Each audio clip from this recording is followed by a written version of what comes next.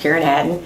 I'm an art teacher at Garland High School, and I teach IB, AP, and art regulars and advanced. And I'm Benjamin Brown. I'm also an art teacher at Garland High School and teach whatever they need me to. Depends on the year. So, to both of you, what is your opinion on street art?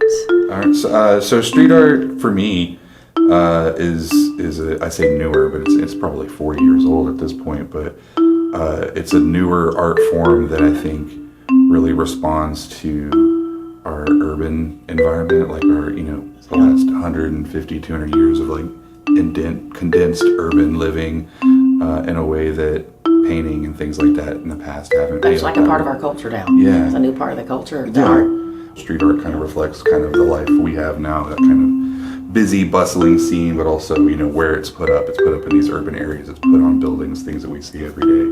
Now that you have this opinion of street art, do you think that people should be punished for street art without a permit?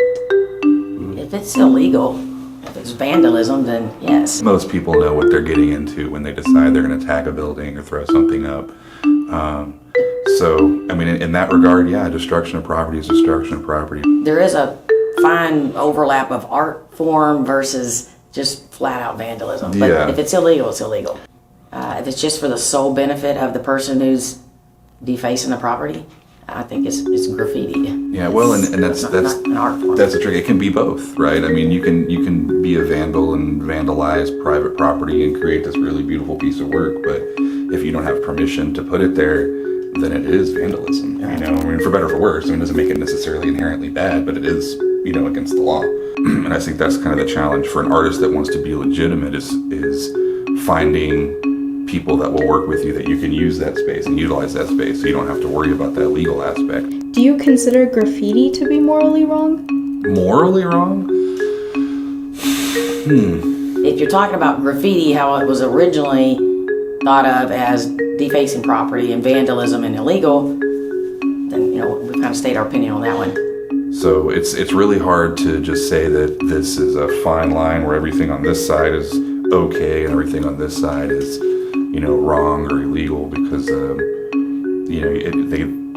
kind of go together. Sometimes it's the art, what the illegal act is part of the art, if that makes sense. Especially here, like every space is kind of owned by somebody. We don't have a lot of kind of free space where you could just show up and make stuff. Have either of you done any type of street art? We've painted murals. Yeah, murals, and I would say in like the most basic of forms. Yeah, but we try to. I even teach a lesson on it. We try to show